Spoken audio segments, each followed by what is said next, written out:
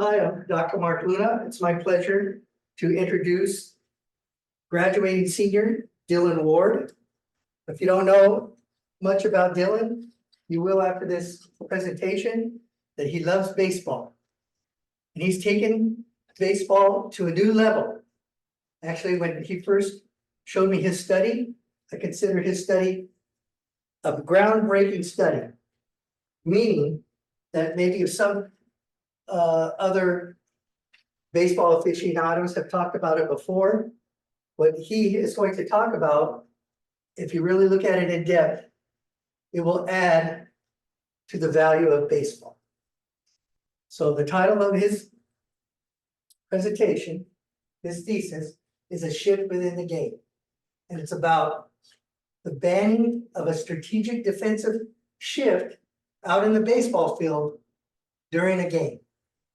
So I hope you find this interesting.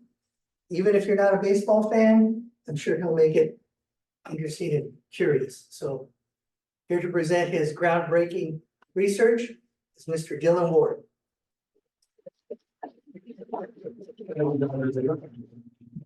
As Dr. Luna mentioned, I absolutely love the game of baseball so much that I came to spend 4 years of college playing it. I'm a baseball player here on campus for Greensboro College, as well as I was an RA on campus for a few years. And a little bit more about my project.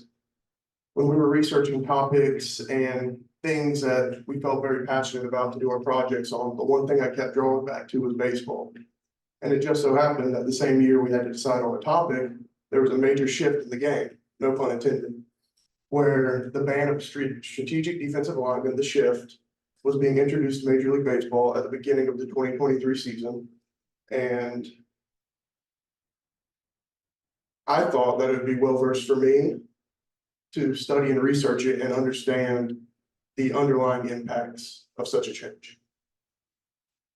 So the thesis I based my project around is throughout my research, I plan to put forth the argument that the shift being banned from Major League Baseball has had significant impacts on player performance and is also employed to increase spectatorship across the league. As an avid baseball lover, I love the game. I've always been a traditionalist, and I've always adored the underlying factors that go into the baseball game, the unwritten rules, the savvy intricacies of the game itself. And when I found out that the shift was being outlawed, which I'll get into here shortly, I voiced the question to myself, what's the real reason behind it?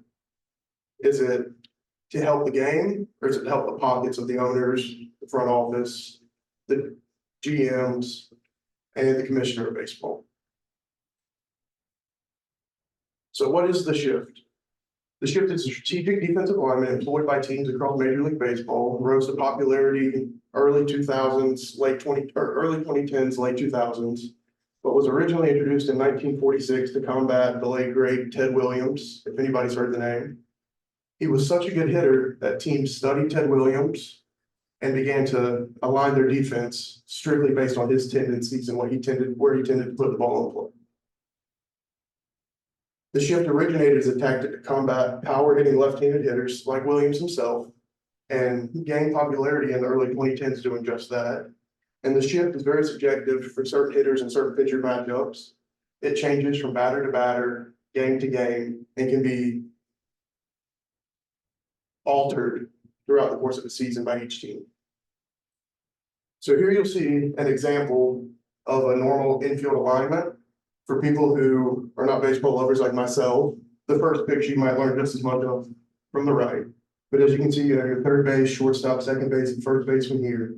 And on the right side, everyone is shifted to the pull side for a left-handed hitter. So if a left-handed hitter were to put the ball in play, that would be their pull side, and they're a place they could frequently hit baseball sports. So this graphic here helps show you the shift percentages by year and how they've increased. In 2016, 14% of left-handed batters were shifted on. 2017 dipped down to 12, and then from there it's just exponential growth up until 2022, where more and more left-handed batters are getting shifted on. And these are some key terms and statistics to remember throughout the presentation. Batting average was the original measure of a batter's success at the plate.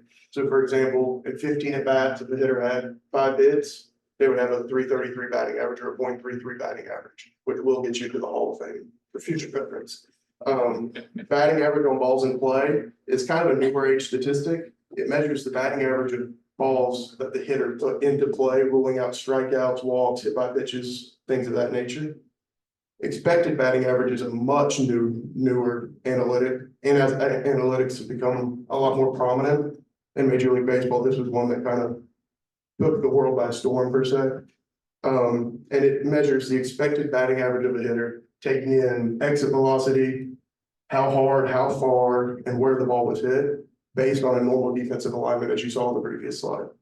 LHH and RHH are both left-handed hitters and right-handed hitters, and that'll come into play here when I show you a couple of graphics here shortly. And ERA is an earned run average. This measures the pitchers. So as a shift only affects where a hitter hits it, hitter outcomes, there's also got to be someone throwing the ball. So a lot of pitcher numbers and pitcher statistics are affected by this as well. This is just a brief rundown of previous MLB rule changes, which is kind of a baseline of my project, is the real reasoning behind these rule changes and the reasoning that the MLB front office is putting these into effect. So in 2020, an automatic runner was added on second base in extra innings. The MLB, Major League Baseball, has been around since the early 1900s and forever. If a game ends the 9 innings of play tied, they would go into extra innings and continue the game normally throughout. In 2020, the commissioner of baseball thought games were going too long, there wasn't enough action, and people weren't tuning in. So he decided to add a runner on second base at the beginning of every extra inning. In 2020, the universal DH was introduced, which is the designated hitter, which has been around in the American League since the 1970s. But a designated hitter would be someone in the lineup in place of a pitcher who are traditionally not good hitters to increase more offense. And instead of giving up an automatic out, when a pitcher comes up to the plate, you will now be able to sub in or slot in any hitter that you would like into the designated hitter role, and that would be their responsibility for the game. In 2023, base sizes were increased from 15 to 18 inches, which seems like a minute change. However, in the 2023 season, stolen bases were at an all-time high because that was an extra less 3 inches that a base runner had to cover to get there. And more ways to slide into the base, more surface area for them to grab when they slid into second base or third base, whatever it may be. And then also here is the baseline of my project, which is defensive shifts are banned in 2023. And it's worth noting that with the long, rich history of Major League Baseball, all the rich history throughout over 100 years, there were no rule changes, significant rule changes from 1978 to 1998. And nothing involving terms of offense other than the designated hitter being introduced to the American League in 1970s. All of these changes are relatively recent, with the new commissioner, Rob Manfred, coming into power. And this is another example that wasn't well talked about. It wasn't openly brought up by the commissioner, Rob Manfred, but 2019 is widely regarded as the year of the juice baseball. The juice baseball appears just like any other baseball. And the 2019 season started as normal. There were no rule changes, nothing introduced to the league. However, as the season went on, pitchers, hitters all began to notice something different with the way the baseball was flying.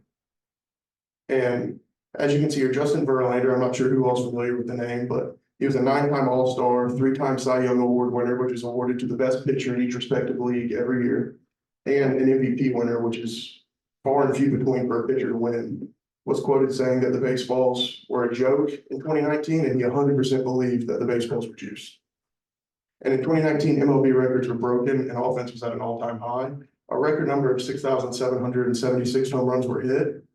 The very following next year, after all these were brought up, or in 2021, excuse me, 2020 was a COVID year and it was shortened. In 2021, 5,800 home runs were hit. There was almost 1,000 home run hit decrease. And the reason this is significant is with the shift being employed by Major League Baseball to increase offense and increase runs, increase home runs across the league to engage viewers, this is just yet another example that they tried before that they didn't openly talk about, openly discuss. My methods of data retrieval. I use statistics gathered from the entire MLB, as well as statistics from a select 10 to 12 players, which will be highlighted in the graphic shortly, of players who are shifted against the most and affected the most by the shift. My main form of research and the baseline of my project was data analytics. And it was used to quantify, sorry about that, was used to quantify the relationship between offensive production in the MLB and the lack of shifting. And using statistics that we previously discussed, batting average, expected batting average, and batting average on balls in play, I was able to effectively determine a relationship between the shift and a player's offensive output. The two forms of data analytics that I chose to use in my presentation were diagnostic analytics and predictive analytics. Diagnostic was used for the 2023 season and previous years, and it will compare current relationships between the shift and offensive output, the negative and positive effects on both pitchers and hitters, as well as it uses current data to determine current statistics of the 2023 season. So all of this is very new for baseball and baseball fans. For hundreds of years before this, defense has been free to align in whichever way they choose, no rules or regulations. And now 2023 is the very first year that we've been able to see the effect the shift has had on baseball this whole time. And predictive analytics allows for a longer term understanding of what the shift being banned causes. And it uses current data to forecast and predict future statistics and how the banning of the shift will have long lasting impacts on the game itself. And this is more of my research and data section to support my findings.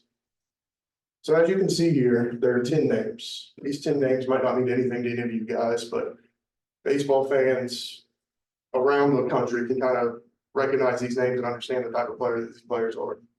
So I'll mention the top name, Carlos Santana. He's a long Major League Baseball journeyman, played for a ton of teams, a couple All-Stars here and there, was a phenom when he was younger, but as he's gotten older, his statistics have started to decline, the wear is shown. In 2022, he had a 192 batting average, which is below the Mendoza line. It's notoriously pretty poor. 192 means in roughly 100 at bats, he'll have 19 hits. Looked like the door was shut on Carlos Santana's career. It was over, he was about to retire. And then in 2023, he miraculously hit 240, almost 50-point increase, which is not normal for someone on the end of their career, winding down. And it's just a drastic jump that earned him a contract for the next year. Without the shift, or with the shift being in play, it's hard to say that he would still have this increase and still be able to sign that next year's contract and continue his Major League career. As you scroll down as well, Jose Ramirez, Cal Raleigh, Carlos Santana included, and Aaron Hicks all have a little asterisk beside them to denote a switch hitter. They hit from the left and right-handed side, but these statistics are strictly from the left side for each batter. And of these 10, you can see the 2022 shift percentage on the far left. These are the 10 hitters that were shifted on the most out of any one in the league. And every single one of them had an increase the following year, barring Yordan Alvarez, who missed a third of the year due to injury, which can have some play into the statistics. But I hope that this kind of shows everybody the significance the banning of the shift has, not only on the league itself, but on individual players. Carlos Santana was almost on his way out of the league. And due to having no shift, not having hit the shift, and a 50-point increase on his average, he was able to earn another contract and prolong his MLB life. So as I touched on league-wide offense, after just 1 year of the shift being banned, the league-wide batting average increased from 243 in 2022 to 248 in 2023, which may seem like a minute number, 0.05, but it's the largest single season increase since the 05-06 season. And runs scored per game also increased in 2023, almost a whole half of a run for each game. And of the top 20 hitters with the highest batting average in 2023, 12 of them were left-handed, which left-handed hitters are affected by the shift much more. 12 of them were left-handed, and the leader, Luis Arias, who batted an astounding .354, which is a number that hasn't been touched since early 2010s. So as I mentioned before, not only hitters are affected by the shift. Being a pitcher myself, I figured I had to touch on the inverse effects on pitchers. In 2023, pitchers allowed 4.62 runs per game, 8.4 hits per game, and a 245 batting average against, as well as a 297 batting average on ball and play against. All are the highest marks since 2019, and before 2019, the previous season with numbers that high was 2006, I believe 2006 or 2007 season.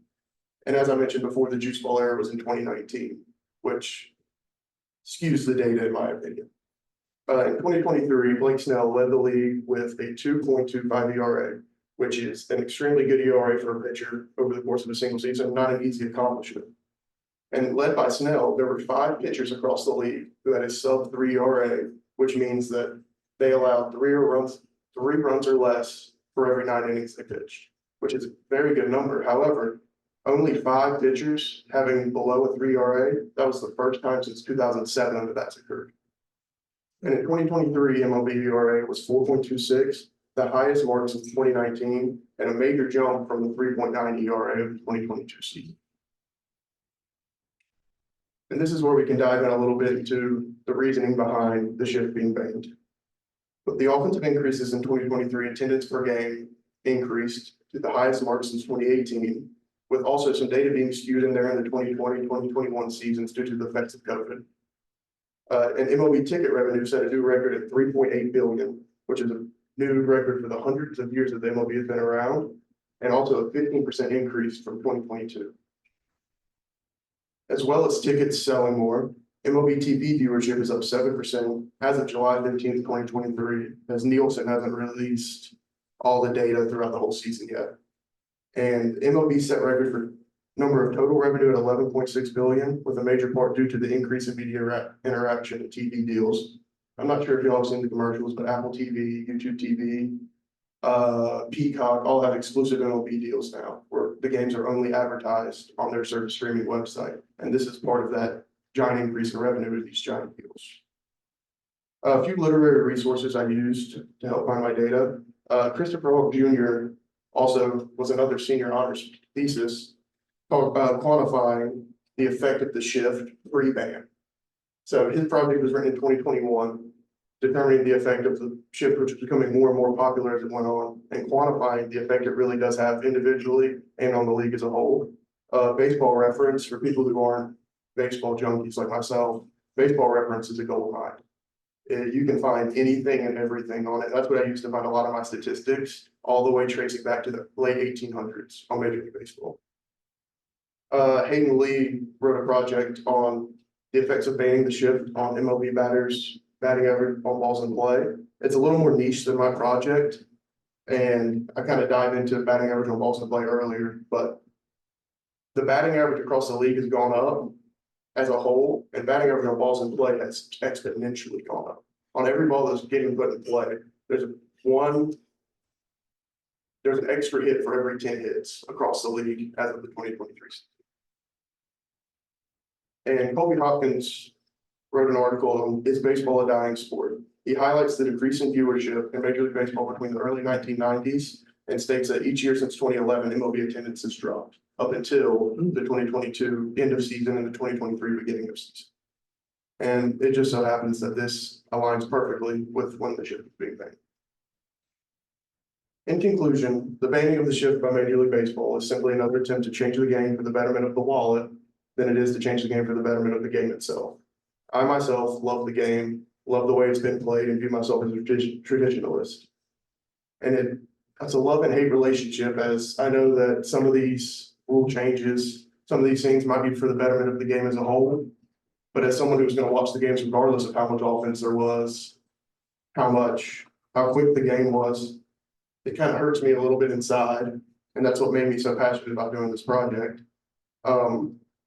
As a baseball traditionalist, the game that I loved and continue to love is being altered to better suit the general public and not people who have kind of dedicated their lives to it.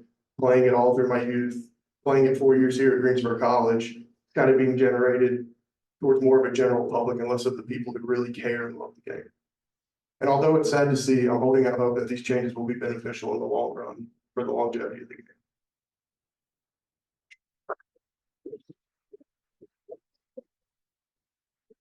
So we have about 12 minutes for Q&A. So any questions? Okay, Dr. Cook. Yes, I'm a huge baseball fan. I probably listened to over 100 games each season.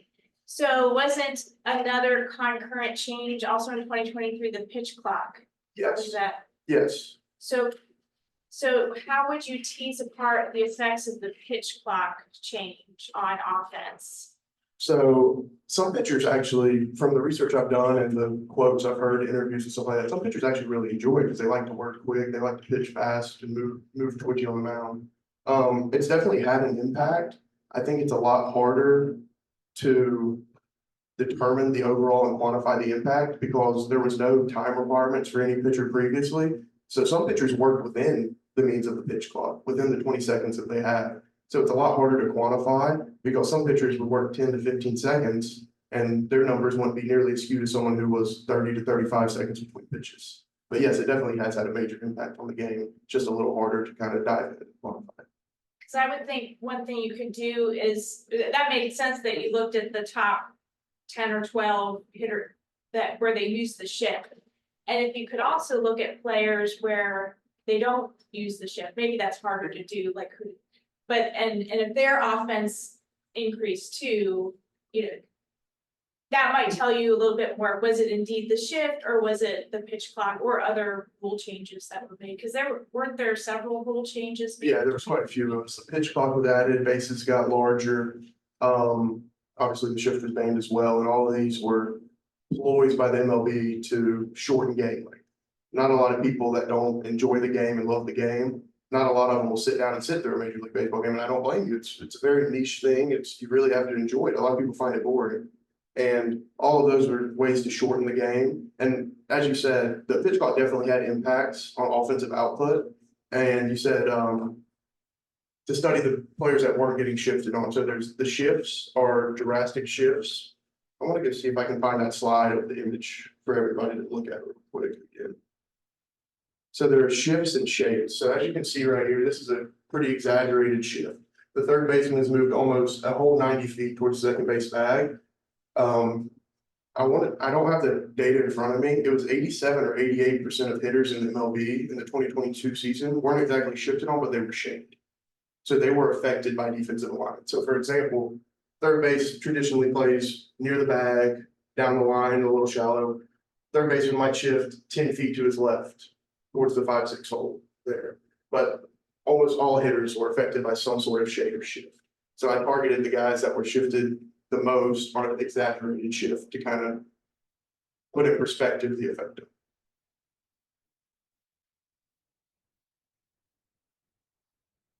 I would just think too that, you know, the shift for the power hitters, left-handed, generally speaking, right? You know, it's just another version of the shifts, the defensive shifts that happen all the time, right? Bringing the outfielders in closer based on, you know, there's already 2 outs or whatever it is, right? You know, can't let another run score, so the outfielders have to play close. I mean, those things happen all the time, right? And sometimes based on particular hitters. So it seems, yeah, it seems arbitrary, right? Right. And the thing that kind of stood out to me the most was the shift only affects the infield. So the new rule is that 2 infielders must have 1 foot on the dirt of the field and 2 infielders must be on each side of second base. But there's no rule for outfielder alignment.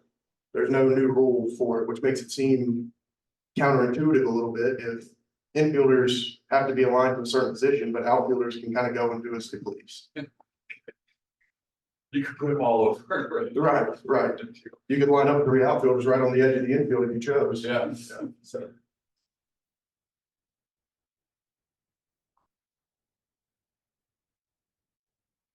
Any others? Actually, I have one question, and this is more of a big picture question, but I was sort of thinking about it as you were presenting. At the end of your presentation, you were sort of talking about your concern for just the future of this game that you've dedicated 4 years to. And that made me wonder, like, what is the role of the MLB commissioner? Is it to preserve the nature of baseball? Is it to make money? And if both, what is the balance? Because it seems to me, as you were talking about the shifts, right, or the rule changes, this is one of a bunch of several that came out one after the other. And it seemed to me that it was the commissioner sort of just tweaking one rule. Oh, but that had an unintended effect, so we'll tweak that rule, and all to sort of increase viewership. So yeah, I wonder if you could reflect on that. So in terms of what is the MLB commissioner's role, it depends on who you ask. If you ask me, to ruin the game, but that's a very, very subjective question. Give you a little backstory. Rob Manfred is the current commissioner of the MLB, never played professional baseball, is a longtime businessman and lawyer. So if that doesn't kind of really tell you what he's after. And of course, that's not for everyone, but I've always thought that his goal was to increase viewership, increase revenue, money, money, money. MLB payrolls as high as it's ever been in the history of the game. I'm not sure if any of you guys know who Shohei Ohtani is. It's kind of all over the media. He signed a 10-year, $700 million contract. Which is retire and get out of there money. So MLB revenue is increasing. In terms of the accounting side of MLB, oh, they're doing great. But as people who love the game, cherish the game, and have dedicated a lot of their life to it, it just makes me kind of wonder. One thing that I keep thinking about in my head is the game that I grew up on is far different from the game that my children.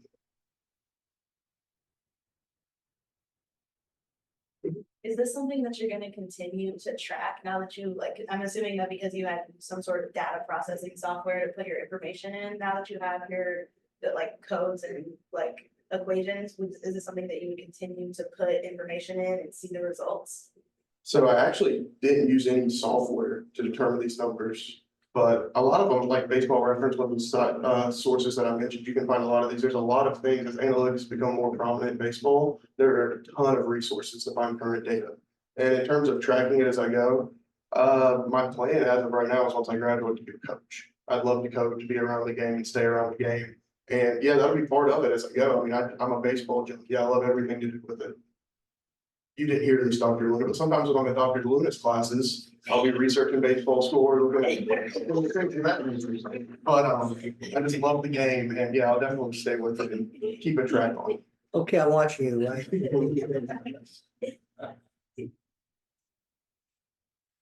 Last 3 weeks of It's class. just like shift in, I guess, where the players are aligned, did that like affect their like revenue, like what they're paid, or like what coaches and stuff are paid?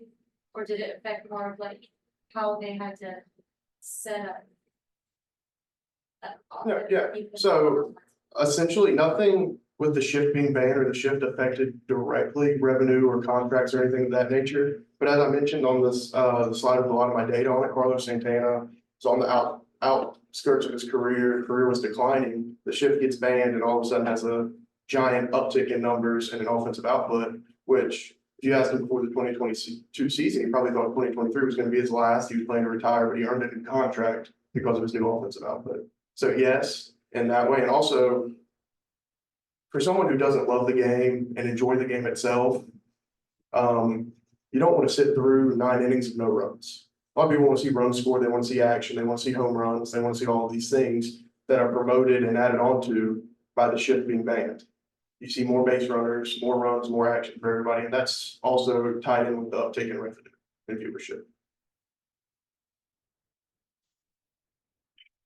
I'm just curious, as a traditionalist, what's your opinion of umpire review being introduced to the game? Because in my experience, like, people are on the edge of their seats and like the whole stadium is just waiting, and it seems like, I'm a traditionalist too, but that seems like one thing that really, I don't know, I like it, like how it's increased engagement with the game. So me personally, I don't mind the umpire review. I think it's, I'm not sure if you recall, the Andres Galarraga perfect game that was run by Tim Joyce at first base. I think that's a very good time where we could use umpire review to put Andres Galarraga in the history books where he deserves to be. What I don't like is in the minor league baseball, they're testing an automated strike zone where they have robots determine whether it's a ball or a strike based on where the strike zone hypothetically is. And I can't stand it because it takes out the human element of the game. It takes away the subjectivity of an umpire. Across MLB, there are certain umpires that have certain strike zones, and you know that going into the game based on where they typically call balls and strikes. And I'm not a big fan of that personally, just because it takes away the human side of it, the human element. But in terms of replay review, I don't mind it as long as it's the way it is now, where you get 1 to 2 per game. We have time for maybe one more question, if there's any. Spoke twice. Thank you so much, Dylan.